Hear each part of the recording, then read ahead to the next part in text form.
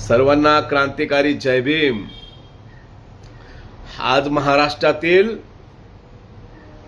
काही जातीवादी भडव्यांच्या माध्यमातून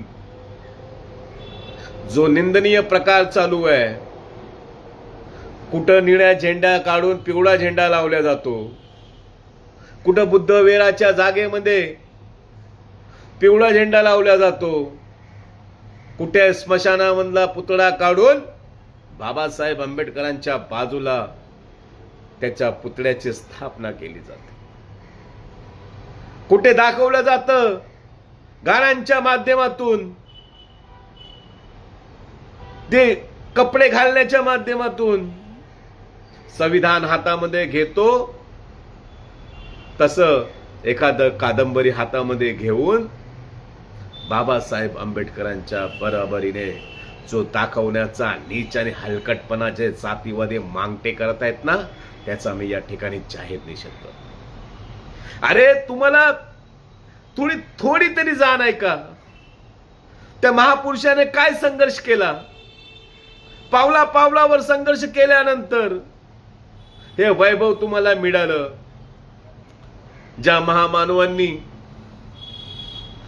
ज्या वेळेस अत्यंत कट्टर जातीयता अस्पृश्यता पाळली जात होती, त्यावेळेस तुमच्यासाठी संघर्ष केला। थोडी जनाची नाही तर मनाची तरी लाज बाळगा। त्या महापुरुषांचा तुम्ही सर्रासपणे अपमान जो करत आहात ना, तो सहन करण्यासारखा नाहीये। अरे तुम्ही खूप खालच्या पातळीवर गेलात।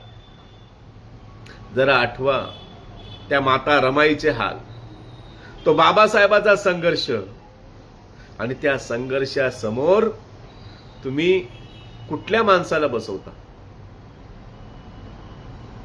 अरे प्रकांड पंडित, ज्या विश्वाला देखील मान्य करावं लागलं की हा महामानव जर आमच्या देशात जन्मला असता तर आम्ही त्याला उगवत्या सूर्याची उपमा दिली असती। पण या महाराष्ट्राचं सरकार, ह्या महाराष्ट्रातील RSS आणि BJPची लोक माझ्या बाबासाहेबांचं महत्व कमी करण्यासाठी काही दीड दिवस शिकणाऱ्या त्या अण्णाभाऊ साठेला बाबासाहेबांच्या बाजूला बसवण्याचं जे षडयंत्र करतात, त्याचा या ठिकाणी मी जाहीर निषेध करतो। अरे कुठं महामानव डॉक्टर बाबासाहेब आंबेडकर आणि कुठं हा दारू पिऊन मरून पडला होता 3 दिवस, तर कोणी त्याला विचारलं नाही।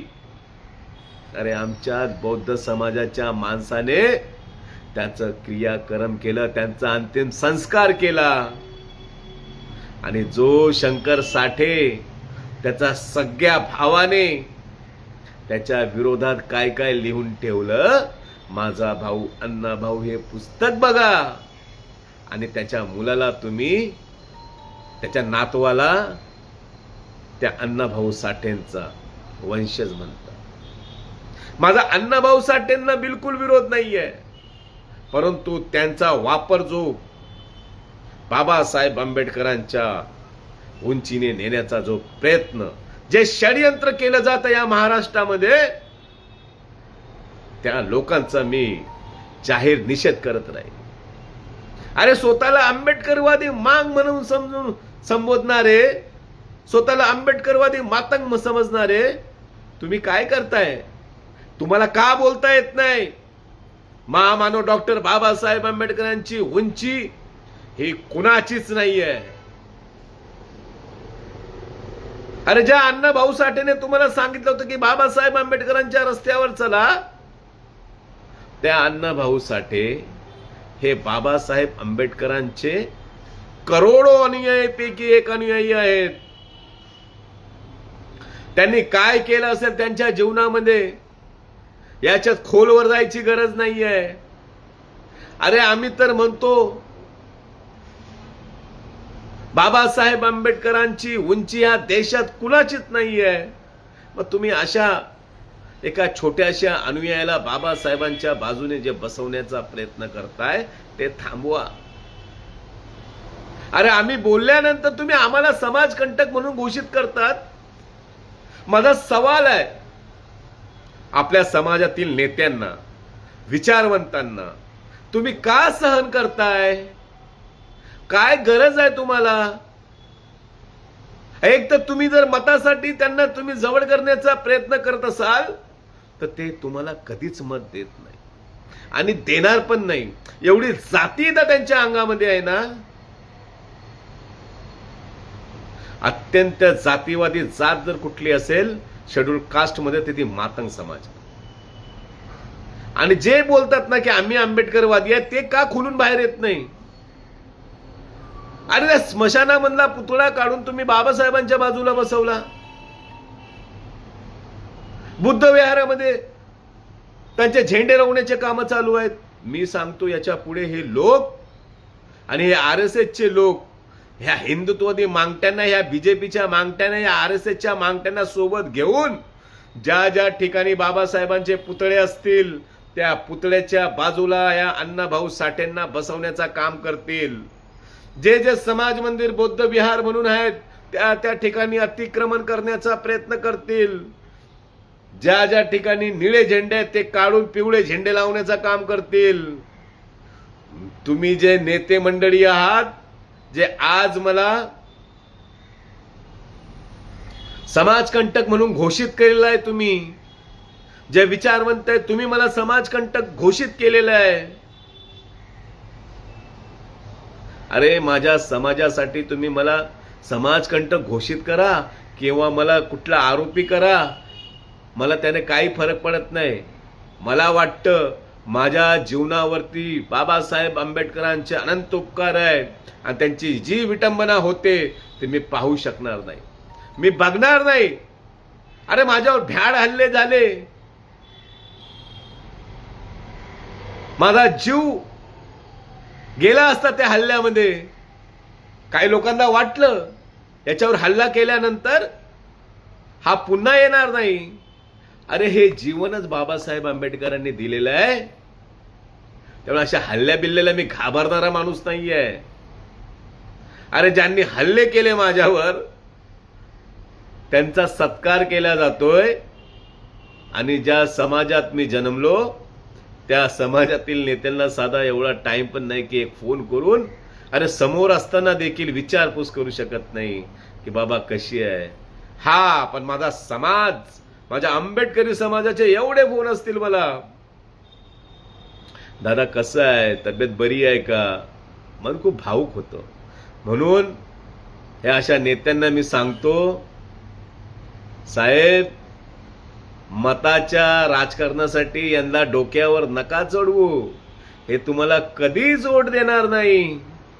आणि बाबासाहेब आंबेडकरांचा अपमान सहन करणं बंद करा. यांना जशास तसे उत्तर दिलेच पाहिजे. अरे तुम्हाला देता येत नसेल तर आम्ही तयार आहोत. आम्हाला रोखण्याचं, आम्हाला डावलण्याचं, आम्हाला थांबवण्याचं कृपया करून कोणीही करू नका. आम्ही कोणाच्या बोलण्याने थांबणारे माणसं नाही आहोत. आम्ही फक्त रिस्पेक्ट करतो, तुमचा आदर करतो, तुमचा शब्दाला मान सन्मान देतो, म्हणून आम्ही सगळं सहन करतो. परंतु यांची जी मस्ती आहे ना ती आता कमी झालेली नाही, ती वाढत चाललेली आहे. त्यामुळे यापुढे आम्ही कुणाचंच ऐकणार नाही.